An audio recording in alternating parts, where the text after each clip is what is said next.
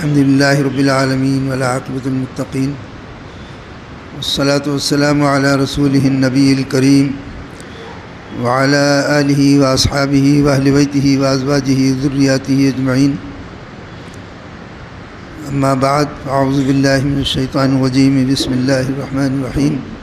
یہ کیوں نہیں کر رہا ہوں؟ کر لیتے پہلے۔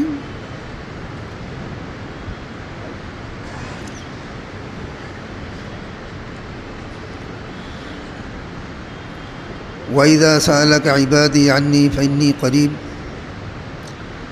أُجِيبُ دَعْوَةَ الدَّاعِ إِذَا دَعَانِ فَلْيَسْتَجِيبُوا لِي وَلْيُؤْمِنُوا بِي لَعَلَّهُمْ يَرْشُدُونَ۔ صدق اللہ مولانا العظیم وصدق رسولہ النبی الکریم۔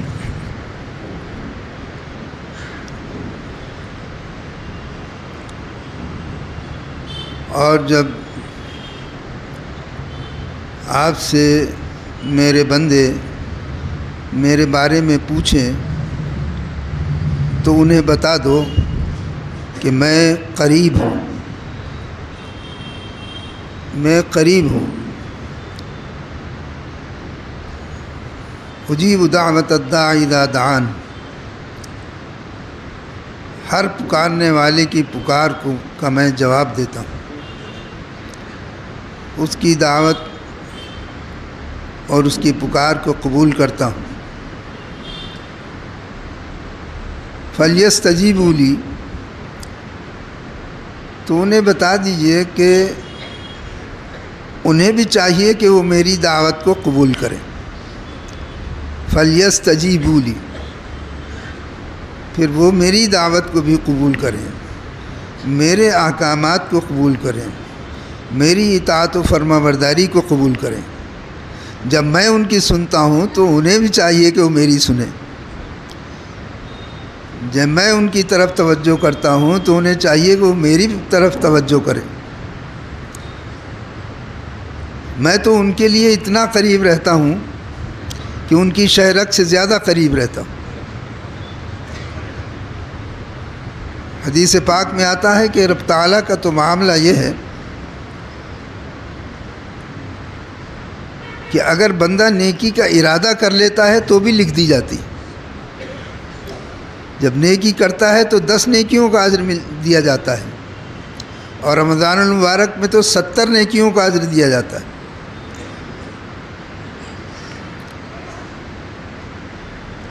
اور میرا بندہ میری طرف ایک بالشت بڑھتا ہے، شبرن، ایک بالشت بڑھتا ہے، میں اس کی طرف ایک قدم چلتا ہوں، وہ میری طرف چل کر آتا ہے، میری رحمت اس کی طرف دوڑ کر جاتی۔ تو فَلْيَسْتَجِيبُوا لِي، تو انہیں چاہیے کہ وہ میری بات کو قبول کریں۔ وَلْيُؤْمِنُوا بِي، اور مجھ پر ایمان رکھیں، مجھ پر یقین کریں، مجھ پر بھروسہ کریں۔ اس لیے کہ سب مسائل کا حل کرنے والا تو میں ہی ہوں، مشکلات کو دور کرنے والا تو میں ہی ہوں، بیماریوں کا دفع کرنے والا اور شفا دینے والا تو میں ہی ہوں، روزگار دینے والا تو میں ہی ہوں، ترقی دینے والا تو میں ہی ہوں، اگر کسی کو تنزلی ملتی ہے تو وہ بھی میں ہی دیتا ہوں، عزت دینے والا میں ہوں، اگر کسی کو ذلت نصیب آ جائے تو وہ بھی میری طرف سے ہوگی۔ عزت بھی میرے ہاتھ میں ہے، ذلت بھی میرے ہاتھ میں ہے، دنیا کے کسی کے ہاتھ میں کچھ نہیں، یہ سب ذرائع ہیں، وسیلے ہیں، اصل طاقت اور قوت اللہ کی، اصل فیصلہ اللہ کا ہے، تو اس پر بھروسہ کرنا چاہیے۔ وَلْيُؤْمِنُوا بِي، انہیں چاہیے کہ مجھ پر ایمان رکھیں، مجھ پر یقین رکھیں، مجھ پر بھروسہ کریں۔ اور مجھ پر بھروسہ کرنے کا معاملہ حضور اکرم صلی اللہ علیہ وسلم نے ارشاد فرمایا کہ اگر لوگ رب تعالیٰ پر کامل بھروسہ کر لیں کامل بھروسہ ہم کہتے ہیں، ہم آپ سبھی کہتے ہیں، اور اللہ تعالی ہمارے کہنے کو قبول فرما لے، جیسی بھی ٹوٹی پھوٹی ہماری پکار ہے اسے قبول فرما لے۔ ہم کہتے ہیں کہ ہمیں خدا پہ بھروسہ ہے، بھروسہ ہے، لیکن حدیث پاک میں آتا ہے کہ اگر بندے خداوند تعالیٰ پر کامل بھروسہ کر لیں تو ان کو رزق ایسے ملے گا جیسے کہ چڑیوں کو ملتا ہے، جیسے کہ پرندوں کو ملتا ہے۔ پرندوں کو یہ نہیں پتہ ہوتا ہے، صبح کو جب وہ اٹھتے ہیں بھوکے پیٹ اٹھتے ہیں اپنے گھونسلوں میں، انہیں یہ نہیں معلوم ہوتا ہے ان کی روزی کہاں ہے۔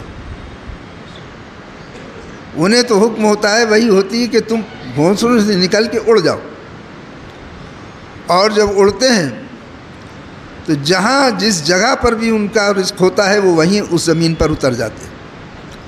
اور ایک حدیث پاک میں آتا ہے کہ ان کے اترنے سے پہلے ان کا رزق وہاں ڈال دیا جاتا ہے۔ مجھ پر بندے بھروسہ کریں تو میں انہیں اس طرح رزق دوں گا جیسے کہ پرندوں کو ملتا ہے۔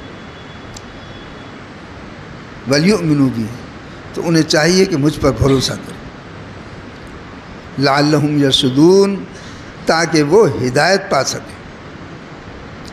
ہدایت کے یہی راستے ہیں، خداوند تعالیٰ تک پہنچنے کا ایک ہی راستہ ہے کہ اس کی اطاعت و فرما برداری کی جائے، اس کے احکامات کی پابندی کی جائے، اس کی اطاعت کی جائے، اس کے بھیجے ہوئے کلام الہی پر یقین کرا جائے اور اس پر عمل کیا جائے۔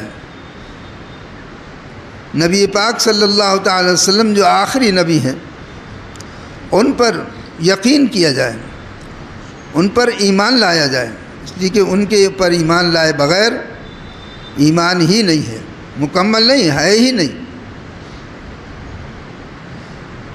مکمل نہیں، بلکہ ایمان ہے ہی نہیں اگر نبی کریم صلی اللہ علیہ وسلم پر ایمان نہیں رکھا جائے۔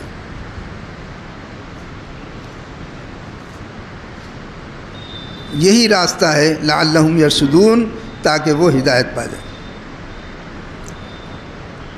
رمضان المبارک کا یہ مہینہ اپنی آب و تاب کے ساتھ آیا، اور دیکھتے دیکھتے جیسا کہ قرآن کریم میں کہا گیا کہ یہ چند دن ہے۔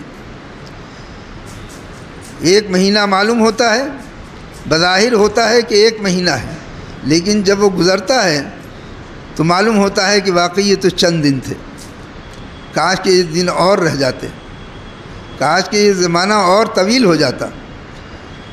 جو اللہ والے ہیں، اللہ پہ کا ذکر کرنے والے ہیں، وہ تو یہ چاہتے ہیں کہ یہ زمانہ اور طویل ہو جاتا، اور بڑھ جاتا۔ اسی لیے قرآن کریم نے ارشاد فرمایا کہ ایام معدودہ، یہ چند دن ہیں، ان کے اندر مشقت کر لو، ان کے اندر محنت کر لو، ان کے اندر خداوند تعالیٰ کی اطاعت و فرما برداری کر لو۔ اور رمضان المبارک چلتے چلتے جیسے جیسے آگے بڑھتا ہے خداوند تعالیٰ کی رحمتیں بڑھتی چلی جاتی۔ ایک ہفتہ رحمت کا ہوتا ہے، ایک اگلے 10 دن مغفرت کے ہوتے ہیں، آخر کے 10 دن دوزخ سے آزادی کے ہوتے ہیں۔ یہ دوزخ سے آزادی کا عشرہ آج اگر چاند ہو جائے تو آج ختم ہو جائے گا، یہ آخری دن ہے اور آخری رات ہے۔ اس موقع کو ہمیں اپنے ہاتھ سے گنوانا نہیں چاہیے، اور خداوند تعالیٰ کے بارگاہ میں گریہ و زاری کرنا چاہیے، دوزخ سے آزادی مانگنا چاہیے۔ دوزخ کوئی ہنسی کھیل نہیں ہے، دوزخ کوئی خیالی چیز نہیں ہے، کوئی شاعرانہ تخیل نہیں ہے کہ ہاں بھائی دوزخ ہوگی۔ دوزخ کے بارے میں قرآن کریم میں جگہ جگہ ارشاد فرمایا گیا، انہا لظا، وہ لپٹوں والا ہے، دوزخ لپٹوں والی ہے، شعلوں والی ہے۔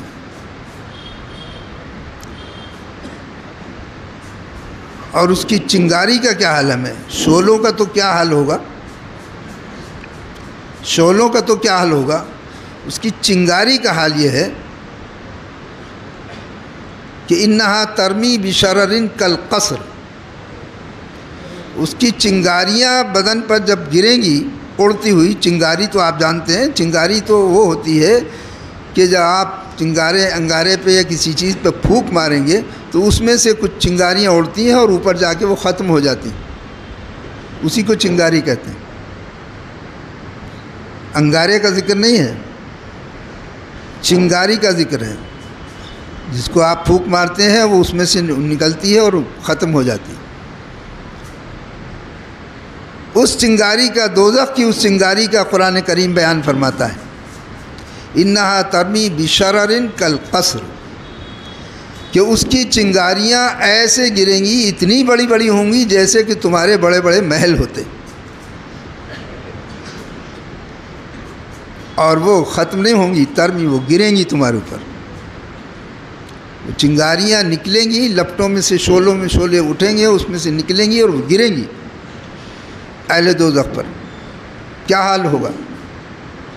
کرمٹ نہیں لے سکتے، جھلسا دیتی ہے۔ بھوک لگے گی تو جو بدن سے خون اور پیپ نکل رہا ہے وہی کہا جائے گا اسی کو کھاؤ، جو لہو نکل رہا ہے اسی کو کہا جائے گا یہی پیو۔ بہت زیادہ شور مچائیں گے تو پگھلے ہوئے تانبے کی طرح سے کھولتا ہوا پانی ڈال دیا جائے گا کہ لو یہ پیو، استغفر اللہ العظیم، استغفر اللہ العظیم، استغفر اللہ العظیم۔ تو یہ خیالی چیز نہ سمجھیے دوزخ کو۔ جو حضور اکرم صلی اللہ علیہ وسلم نے ارشاد فرمایا کہ تمہیں دو چیزیں جو ہیں وہ تمہاری ضرورت کی ہیں، ایک جنت اور ایک دوزخ سے پناہ، اسے کثرت سے مانگا کرو اللہ سے، دوزخ سے پناہ مانگا کرو اور جنت کی طلب کیا کرو، اس لیے کہ دونوں چیزیں تمہاری ضرورت کی چیزیں۔ دوزخ سے آزادی بھی تمہیں چاہیے، خداوند تعالیٰ کی طرف سے تو سارا انتظامات ہو رہے ہیں، بخشش کے انتظامات ہو رہے ہیں۔ ہمیں چاہیے کہ ہم کوشش کر کے ان بندوں کے صف میں شامل ہو جائیں کہ جن کو خداوند تعالیٰ دوزخ سے آزادی عطا فرمائے گا، دوزخ سے پناہ چاہنا چاہیے۔ یہ رمضان المبارک کا آخر دن، جمعہ تو ویسے ہی اب یہ آخری جمعہ ہے، حدیث پاک میں آتا ہے کہ پہلے دن جتنے لوگ دوزخ سے آزاد کیے جاتے ہیں، ہر ہفتے اتنے آزاد کیے جاتے ہیں، اور جب جمعہ آتا ہے تو پورے ہفتے میں جتنے آزاد کیے جاتے ہیں ان کے برابر جمعے میں آزاد کر دیے جاتے ہیں۔ پھر دوسرا جمعہ آتا ہے تو ہر روز دوزخ سے آزادی دی جاتی ہے، اور جب جمعہ آتا ہے تو پھر جتنے شروع سے لے کے اب تک جتنی تعداد دوزخ سے آزادی کی ہے اس تعداد کے برابر خداوند تعالیٰ معاف کر دیتا ہے اس جمعے میں، اور یہ سلسلہ اسی طرح پورے مہینے چلتا رہتا ہے۔ اس مہینے پہ تو ہمیں شکر ادا کرنا چاہیے، ہر مہینے میں 4 جمعے ہوا کرتے ہیں۔ یہ خداوند تعالیٰ کی عنایت اس مرتبہ ہوئی کہ ہمیں رمضان المبارک میں 5 جمعے ملے، یہ 5واں جمعہ ہے، یہ اس کی عنایت اور رحمت ہے۔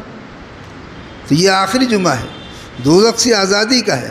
ہمیں دنیا کی چیزوں میں اپنے دماغ کو نہ لگا کر اپنے آپ کو نہ گنوائیں، اس میں دنیا کی چیزوں میں نہ گنوائیں، ادھر ادھر اپنے آپ کو خراب نہ کریں، بلکہ اللہ تعالیٰ کی طرف رجوع کرتے رہیں، کلمہ، درود شریف، توبہ، استغفار یہ کرتے رہیں۔ اس لیے کہ خداوند تعالیٰ نے تو فرمایا ہے کہ لا تقنطوا من رحمت اللہ، اللہ کی رحمت سے مایوس مت ہو۔ اللہ ان اللہ یغفر الذنوب جمیعا، اللہ تعالیٰ تمام گناہوں کو معاف کر دے گا۔ جو مانگنے کا طریقہ ہے اس طرح مانگو، جو مانگنے کا طریقہ ہے اس طرح مانگو۔ در کریم سے بندے کو کیا نہیں ملتا، وہ کرم والا ہے، وہ رحمت والا ہے۔ رحمت حق بہانہ می جوید، خداوند تعالیٰ کی رحمت تو بہانہ تلاش کرتی ہے تمہیں معاف کرنے کی۔ کوئی ہو اس کی طرف رجوع کرنے والا، کوئی ہو اس سے مانگنے والا، کوئی ہو اس سے چاہنے والا۔ حق یہ ہے کہ سچائی کے ساتھ، اخلاص کے ساتھ خداوند تعالیٰ کی طرف رجوع کیا جائے، اپنے گناہوں کی معافی مانگی جائے، استغفار کیا جائے۔ رمضان المبارک کا مہینہ تو جس طرح پورے مہینے رحمتیں بکھیرتا ہے، چلتے چلتے بھی اپنی رحمتیں دیتا جاتا ہے۔ یہ آخری جمعہ آ گیا، جتنے پورے مہینے بخشش ہوگی دوزخ سے، ان سب کی تعداد کے برابر آج بخشش ہوگی۔ جمعے میں 70 گنا اضافہ کر دیا جاتا ہے۔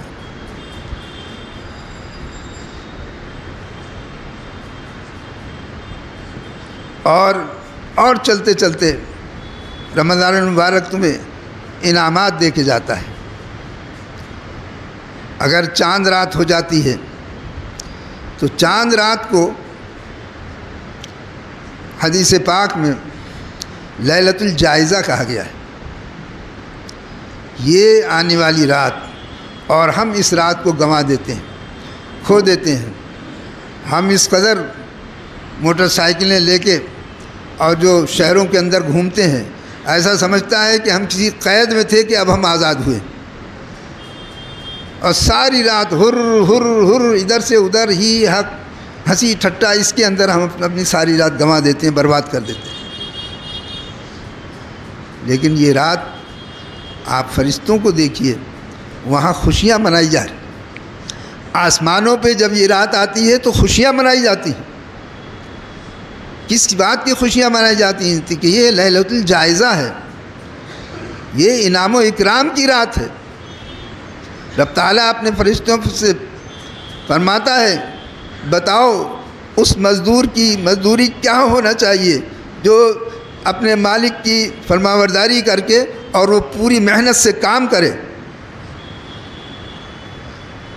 تو فرشتے کہتے ہیں، پروردگار اس کو اس کا پورا اجر ملنا چاہیے، اس کو پوری اجرت ملنا چاہیے۔ خداوند تعالیٰ فرماتا ہے کہ میں نے اپنے ان بندوں کو معاف کر دیا، دوزخ سے آزاد کر دیا۔ یہ لیلۃ الجائزہ ہے، یہ رات مانگنے کی رات ہے۔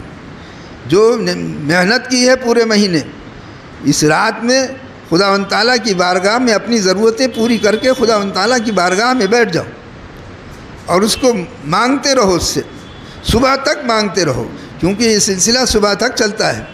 صبح تک اس سے مانگتے رہو، جو مانگنا ہے مانگتے رہو۔ خداوند تعالیٰ فرماتا ہے، حل من مستغفرن، ہے کوئی مجھ سے مغفرت چاہنے والا، ہے کوئی مجھ سے شفاعت چاہنے والا، ہے کوئی مجھ سے شفا چاہنے والا۔ دو لوگوں کی، لیکن 2-3 لوگوں کی مغفرت نہیں ہوتی ہے، یہ بھی سن لیجیے۔ ان کی مغفرت ان رمضان میں اور اس معاملے میں بھی نہیں ہوتی ہے، شب قدر میں بھی نہیں ہوتی، اگر وہ توبہ نہ کریں۔ توبہ کر لیں گے تو وہ توبہ کر لینے کے بعد تو سب معاف ہو جاتا ہے، لیکن اگر وہ توبہ نہ کریں تو خداوند تعالیٰ سب کو معاف کر دیتا ہے، 2-3 لوگوں کو نہیں معاف کرتا ہے۔ ایک تو والدین کے نافرمان ہوں، جن کے والدین ان سے ناراض ہوں، ان کی بخشش نہیں ہوتی جب تک کہ وہ اپنے ماں باپ سے معافی نہ مانگیں اور کہ ماں باپ ان کے معاف نہ کریں گے۔ بہت نازک مسئلہ ہے۔ اولاد کو اپنی انا نہیں بنانا چاہیے، وہ ماں ہے۔ ماں کا درجہ باپ سے 3 گنا ہے، اور ماں کا درجہ کیا ہے؟ ایک صحابی نے سوال کیا کہ یا رسول اللہ، کیا میں اگر اپنی ماں کو اپنے کندھے پر سوار کر کے اور اسے حج کرا دوں تو کیا اس کا حق ادا ہو جائے گا؟ حضور اکرم صلی اللہ علیہ وسلم نے ارشاد فرمایا کہ تو اپنی ماں کو اپنے کندھے پر بٹھا کر پیدل جا کر حج کرا دے گا، تب بھی تیری پیدائش کے وقت اس کو پہلا جھٹکا جو درد کا لگا تھا اس کا حق بھی ادا نہیں ہوگا۔ اور تو حقوق کیا ادا ہوں گے؟ اس لیے اولادوں کو اپنے ماں باپ سے ایشو نہیں بنانا چاہیے۔ وہ تمہارے ماں باپ ہیں، تم ان کی اولاد ہو، ایشو مت بناؤ اپنی انا کا۔ وہ شیطانی وسوسہ ہے کہ ہم یہ ہیں ہم وہ ہیں، کچھ نہیں ہو۔ نطفہ ناپاک سے بنے ہوئے ہو تم، ان کے بدن سے نکلا ہوا ناپاک قطرہ، اس سے اللہ تعالیٰ نے تم کو بنایا ہے۔ تم اپنی سرکشی مت کرو، والدین سے استغفار اور توبہ اور معافی مانگو۔ دوسرے وہ شخص جو مستقل شراب پیتا ہے، چھوڑتا ہی نہیں، مدمن الخمر، مستقل شراب پینے والا، وہ بھی، اس کی بھی معافی نہیں ہوتی ہے اگر وہ توبہ نہیں کرے گا۔ توبہ کر لے، استغفار کر لے کہ اب نہیں حرکت کریں گے، خداوند تعالیٰ معاف فرما دے گا۔